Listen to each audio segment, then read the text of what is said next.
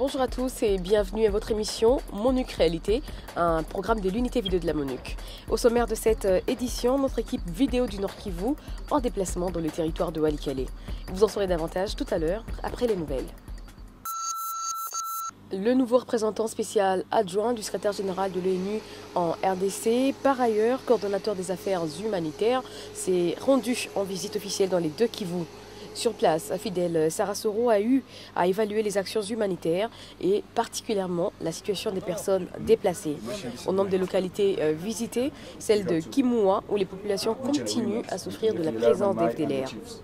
Je constate comme vous que lorsqu'on parle aux populations, elles sont inquiètes. Donc je pense qu'il faut pouvoir les rassurer à tout prix, les rassurer par une présence militaire, dans une présence de la police, par des activités de protection. D'autre part, le secrétaire général de l'ONU aux affaires humanitaires et coordonnateur des secours d'urgence a effectué une visite de 5 jours en République démocratique du Congo. John Holmes a eu des entretiens avec les autorités à tous les niveaux.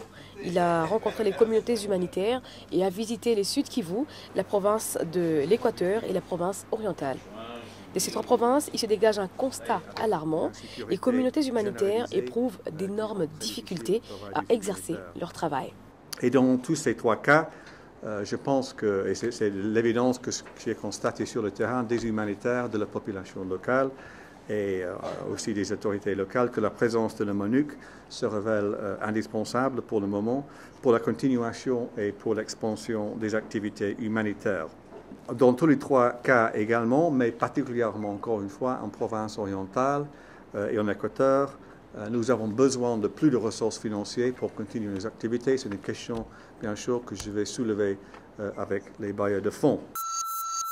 Comme je le disais au départ, nous sommes aujourd'hui au Nord Kivu. Notre équipe sur place s'est rendue dans la partie ouest de la région, une zone où les casques bleus ont établi une base en juillet 2009 pour sécuriser la zone.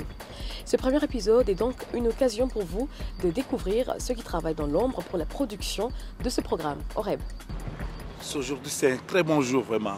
Il fait beau et je vais vraiment partir quelque part en brousse. Je vais amener quelqu'un en brousse. Demandez-moi qui c'est. Je pense que vous la connaissez déjà. Bonjour Prisca. Bonjour Horeb. Okay, ça va, vraiment t'es venu à temps. Vraiment, oui. Ok. Je pensais déjà que je suivez-nous ensemble. Prisca, viens, c'est par ici. Et il y a aussi quelqu'un d'autre. Lui, c'est Tonto Lusambo. C'est un musicien, un grand musicien local. Et il chante très bien. Je l'amène aussi avec moi à ce coin que je ne vais pas encore nommer.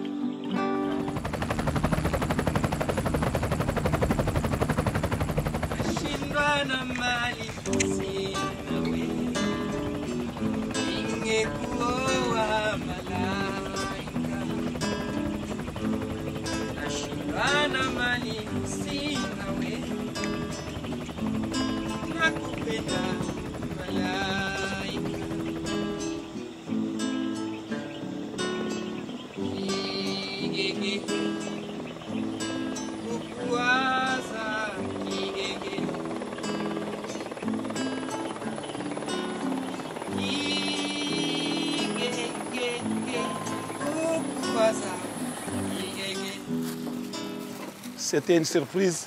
Nous sommes à Kiboua. Kiboua, c'est situé à l'ouest de Goma, dans le territoire de Walikale. Ok, Prisca, tu es la bienvenue. Prisca. Bonjour. Ah.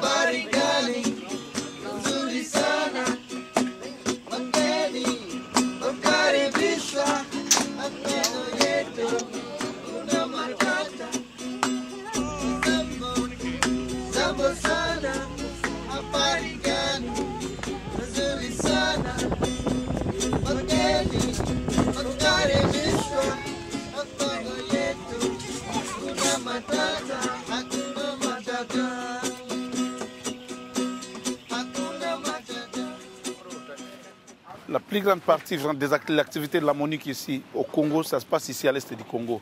La plus grande partie, je dis bien. Et c'est pourquoi vous êtes en train de voir. Donc ce n'est que par ces moyens qu'on peut faire les transports des vivres, les transports de l'eau, les transports de toutes ces choses, parce que cette partie est très isolée. Et il faut ce genre de transport pour vraiment faire accéder des choses, des ressources matérielles et des ressources humaines. You know,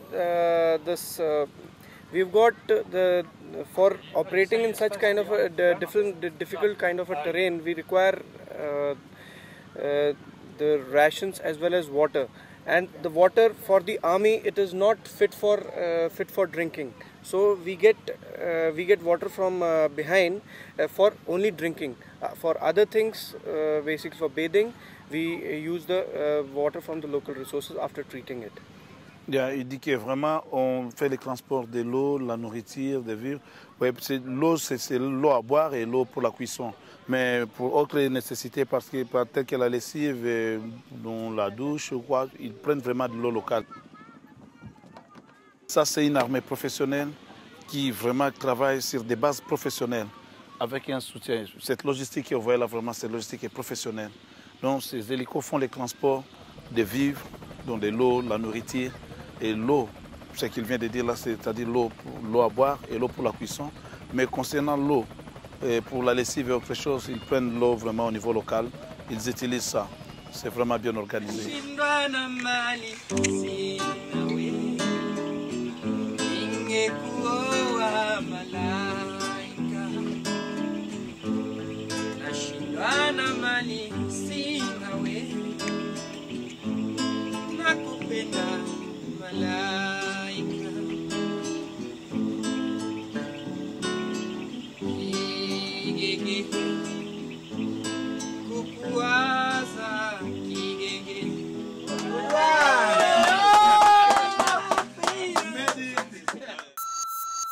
Vous avez déjà un avant-goût de la situation trouvée par les casques bleus au moment de leur installation à Kiboua, qui fort heureusement a beaucoup évolué depuis.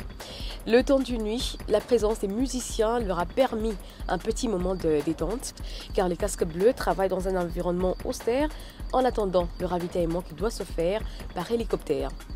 Que font ces casques bleus en dehors de leur camp? Pourquoi la présence des musiciens dans le voyage? Des réponses dans nos prochains épisodes. Sur ce, prend fin à Monu Réalité. Merci de nous avoir suivis.